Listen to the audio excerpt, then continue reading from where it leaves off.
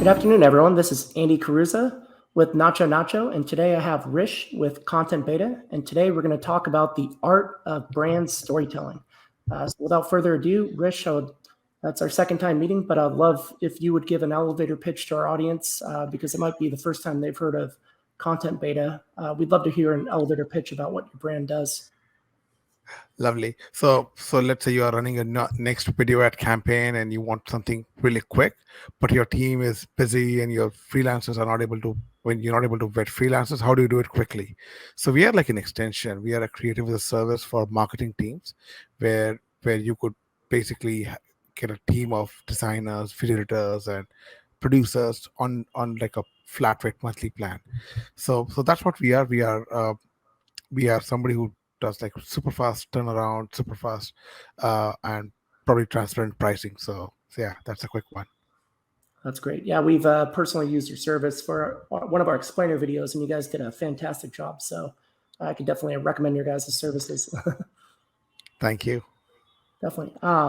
So why are videos so important for brand storytelling today? I think it's depending. The question really depends upon what your customers are consuming, right? So 20 years ago, people used to uh, read a lot of text. Probably internet speed was okay, so people used to read a lot of text and ebooks and blogs. Over a period of time, the way content is being consumed is different. I mean, look at ourselves, right? I mean, when we sit back, we watch TikTok, we watch Reels, we watch YouTube, um, and because of that, people are slightly moving towards more engaging content, short form content, and not like the 2,000 word or 10,000 word blog articles. And I think because of bandwidth, the internet speed, which is becoming better, the video tech is which is becoming better, I think more and more kind of content they we are able to consume, produce, and distribute, right? So that's one part on why videos are becoming relevant today. The second part is telling a story, right? Uh, the marketing always used to be push marketing previously, where you would push ads, you would push content towards your consumers, um, and this was, I'm not saying it's dead today, but consumers are looking to hear a story, right? If I'm a founder, what's my backstory, right? Like if you look at Nike, the Nike's first ad campaign way back in 1995 is about uh, Rick Munoz, who was an athlete who ran 5 marathons in a week but was an HIV positive person. So they linked their brand image to humanity, and that's how they were telling a story, right? So it's very important today to tell a story rather than on push marketing. And videos are a fantastic way to tell a story, and humanize your brand, make people fall in love with your brand beyond your just your product or your platform. So I think, yeah, both on the demand and the infrastructure side, I think video is trying to become a game changer today. Yeah, and great point about Nike. It was more about selling the spirit of competition and the helping you connect with that inner athlete inside of you instead of just selling you shoes. Hmm. Right. So what tips would you recommend to marketers on how to create videos that convert? So I think when you think about videos, people think, hey, let's start writing the script and let's create a storyboard and then a video. I think you need to step back and think like how you think for blogs, right? So you got to create video content based on where your customer is in your sales cycle. So let's say if your customer is in, I would broadly divide this into four types, which is top of the funnel, middle, bottom, and post conversion. Top of the funnel is mainly where you are educating your customers. Probably he doesn't know about you. Probably he's problem aware or partially solution aware, and there you do more high quality animation, shorter videos.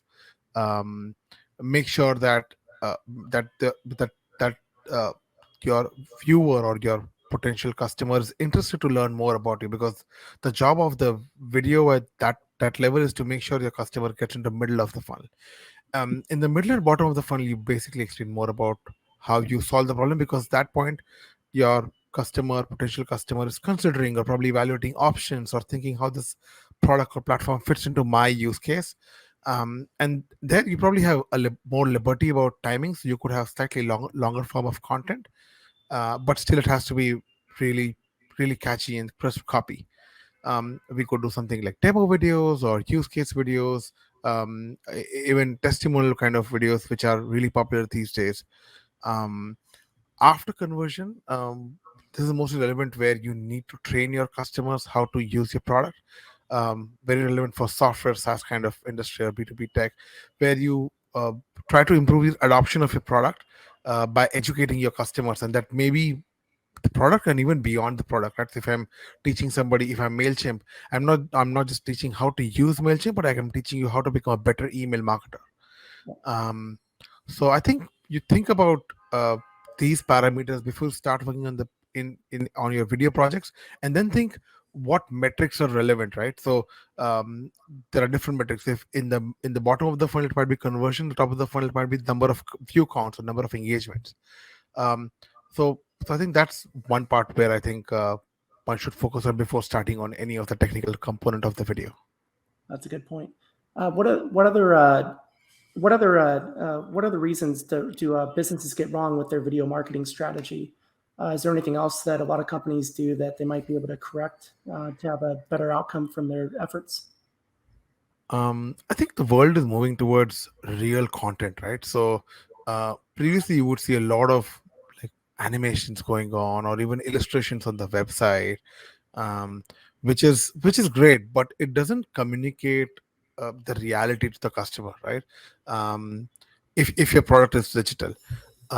So I think either showing the real product or the real person or the real consumer, I think that's making a lot of difference.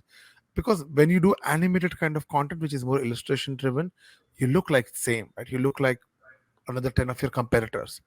um, so that's one thing. I think don't go towards like animated stuff. If you're B2B, don't go towards animated stuff, because uh, your customer is actually, they want to see who you are, Yeah, or what does the product look like. The second thing which I would do is don't create long form content, right? I mean, I know there are webinars, there are podcasts, even LinkedIn lives. These are long form content. They're great for online, like live consumption, but don't expect people to consume this content after the live event is done. And key point is, you could repurpose these. I'm not asking you to throw this content away. You could repurpose this piece of content into multiple snackable pieces, right? So probably you're doing a webinar, you could slice it up into 8 or 10 short clips, put it on YouTube, put it on TikTok, yep, um, and try to reach, because these platforms will give reach to a larger form of audience which were never never captured by the live event. So I think two things: one is go towards real content, so show real things, um, and second, go towards short form. that's a great point. Yeah, we definitely do that every time after our webinars as well too. We chop it up into a bunch of great social media pieces of content, just because we learned so much from people like you. So we'd rather bring that information to people in bite-sized form, so it becomes really valuable for our audience of founders and business decision makers. Um, I guess what's a good if a business is looking to roll out a marketing strategy that involves video, what are some steps that they can take before they start spending money on their first video? So I think I briefly touched upon about first figure out where this video will sit at, right? I mean, who are you targeting at? The second part of, once you've figured out uh, who are you targeting at, because there's different kind of content for different stages of funnel. Then you try to put down what are the success metrics. I mean, when do you say this piece of content is successful, right? Like if it's the top of the funnel, you could say, hey, these are the number of likes, or these are the number of views, or these are the number of shares. Um, if it's after conversion, you could say, what's the has the product adoption increased, is the churn rate improving, things like that. So first is which stage, second is what's the metric. The third part is start writing a script, right? And the script doesn't have to be literally like the word to word kind of script, but at least start writing, pick up a storytelling framework, right? There are tons of it, and now with chat gpt I think it's becoming more easy. um, uh, put your problems in one place and pick up a storytelling framework and try shaping your story around that framework. um, and while you do that, also think about how, how the visual will look like, right? When you are talking about this, when the voiceover is going to say about this. I think animation, I personally think it's more executional, more tactical kind of stuff. Yep. um the real work is done between the script and the storyboard, where you actually visualize how the video will look like. And probably the last 20% of the mile is, how do you make your content stand out. I mean, it's basically execution of what how the storyboard is to in the real world. Great. Where do you see video marketing evolving over the next few years? You mentioned short form contents can become more and more popular, of course. Where do you see potentially AI and maybe some other trends playing into that?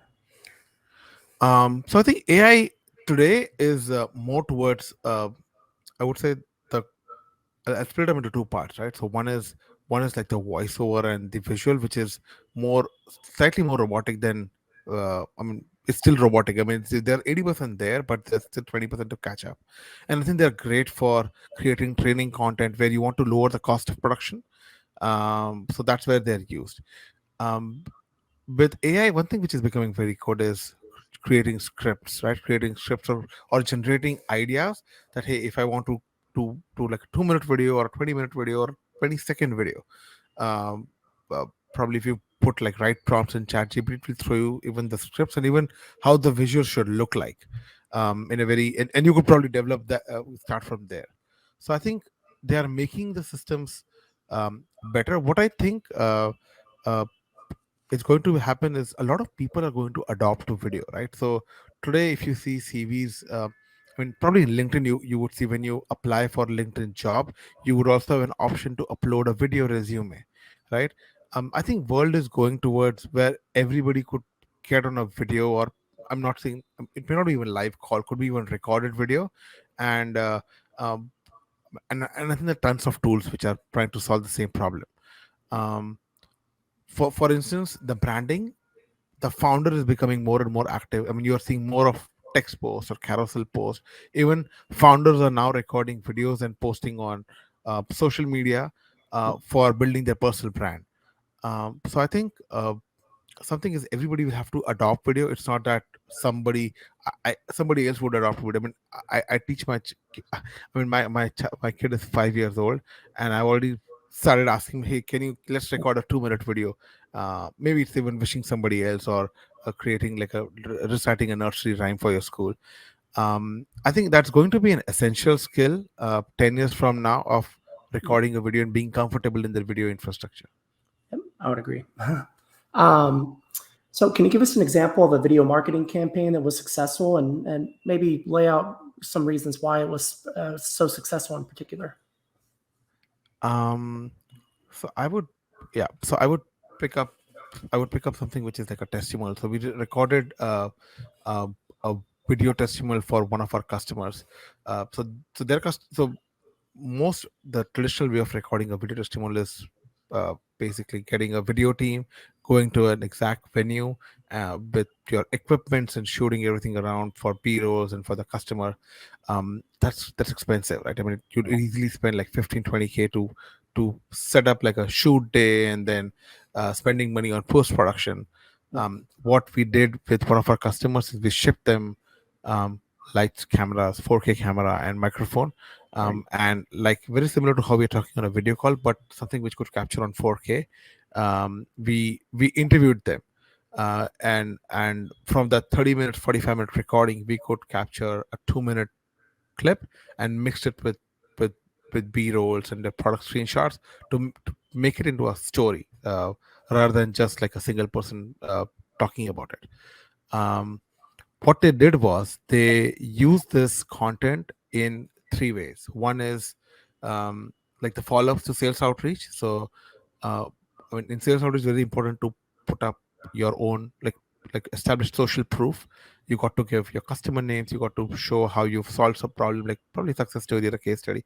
And I think video testimonial is picking up in that front. So using that same piece of content as video as in the sales outreach, um, using that on the website, on the customer success story page, or on the home page, or on the contact us page, where you want to uh, remove any objection the customer might have.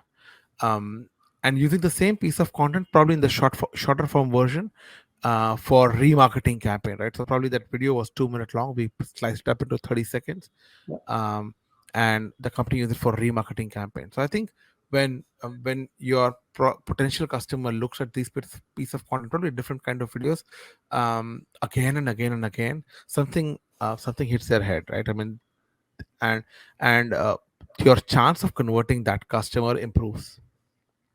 Well, that's a great point. So, yeah, I keep reiterating that a lot of the content that you shoot, a lot of the video content that you shoot can be reused in so many different formats. So, it's really actually it's a great investment that pays dividends long term into the future as well. Can you tell us how you started your company and what gave you the inspiration to do so? So pre-COVID, we used to run YouTube channels, right? I mean, we still run YouTube channels. These were educational channels where we taught analytic tools like Tableau, Power BI, Alteryx, Excel, and those had grown up to 300K subscribers. Somehow we figured out that hey, we could create video content where people consume, right? Because the way YouTube algorithm works is it ranks how many people finish watching the video they start, right? I mean, they call it retention rate.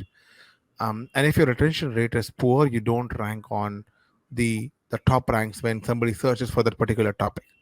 When we crossed 300K subscribers, and we repeated that with another channel with 50K subscribers, so we thought probably we know how to play this game. Let's help other software companies.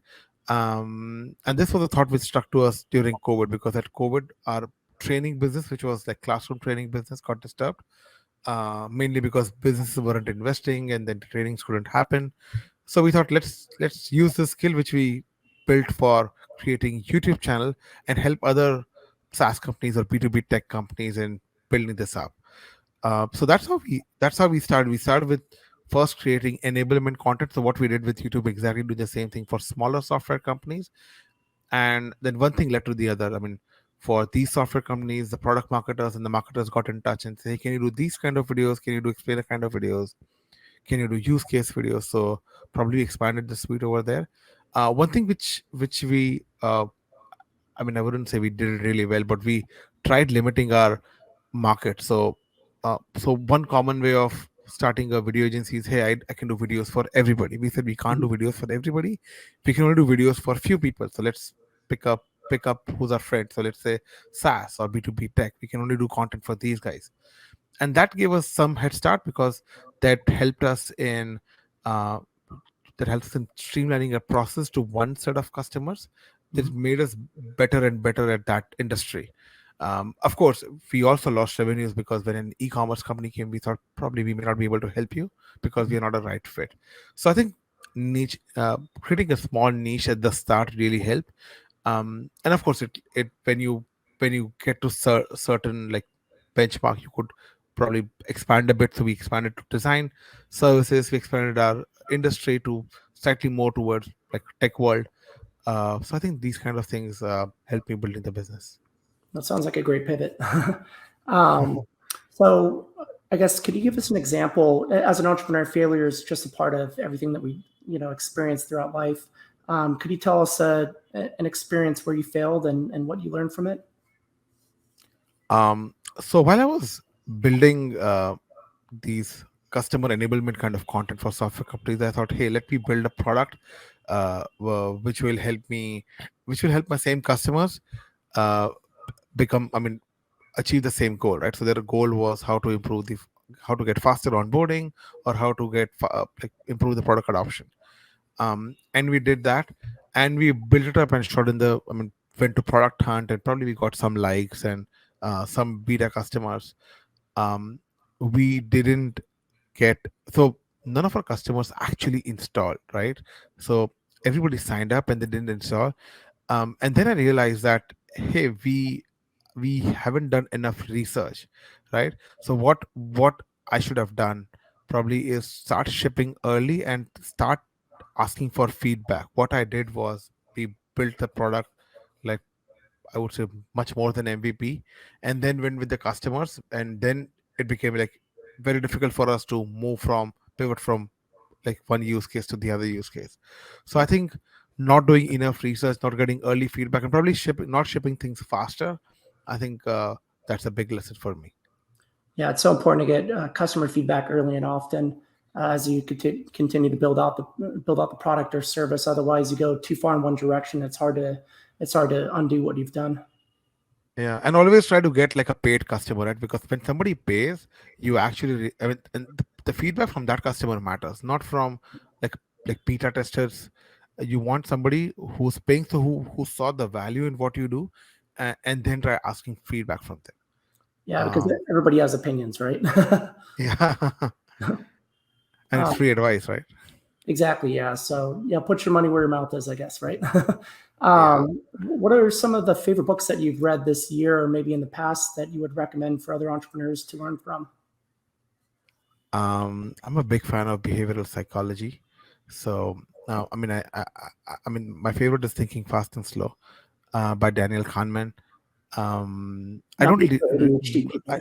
Just kidding. yeah, yeah. I mean, and that thought process of system one and system two is always in my head. I mean, sometimes consciously, sometimes unconsciously. So that's my favorite book. I mean, it's not like a typical self-help book. It's a lot of psychology, reasoning, and a lot of research which is behind the book. So that's my favorite book. I read some part of fiction. Uh, I'm a huge fan of crime, like crime fiction or something.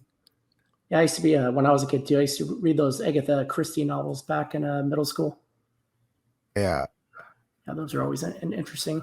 What's one thing you want potential customers to know about content beta and why they should pick your platform and services over others? So I think first is what the solution we offer is actually much better than hiring somebody, right? So if you are doing something which is non-core to your business, for example, let's say creative production or designs, right, which is non-core to your business, um, get somebody who's really good with your industry. So we specialize in SaaS and software industry, um, and our internal process are really tuned for becoming best at that industry. um, and we work with close to 135 software companies by today. The second part is because we are focused on this, we are super fast, right? So typically when somebody work with freelancers or agencies, they have to wait for a long time. Yeah, We are super fast. Sometimes one day same day delivery, sometimes 2 or 3 day delivery. So that's another thing. And third thing which I would like to point out is we are fully transparent, right? So there's no guessing game on price, no guessing game on, hey, will I be will they charge me like more number of hours or less number of hours. Everything is transparent, so you're fully aware before you start any project. it's great. Yeah, and I could attest to that too. You guys are really quick with turnarounds on all the feedback that we're providing, and you guys felt like a true marketing partner with us. So it's been great working with you guys there. Thank you, What, Andy. what's next for content beta over the next few years? So I think we are trying to productize what we did in the past, right?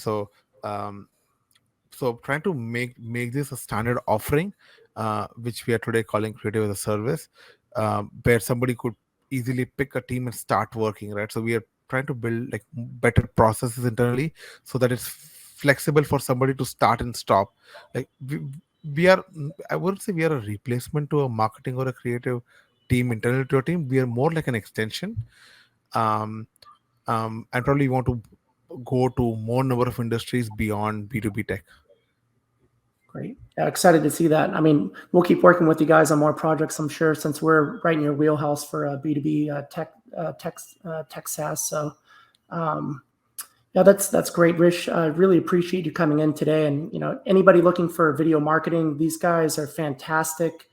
We've worked with them. You can check out the explainer video that they've done for us actually on our website if you want to see the quality of the work that these guys do. So, I'm a customer of theirs, and I can definitely recommend them. And if you're interested in their services, feel free to check it out today in the NachoNacho marketplace. You can grab their services there, and Rish and his team will take care of you guys. So I highly recommend you guys check it out. Once again, Rish, I really appreciate the time today, and thank you for coming on. Thank you, Andy.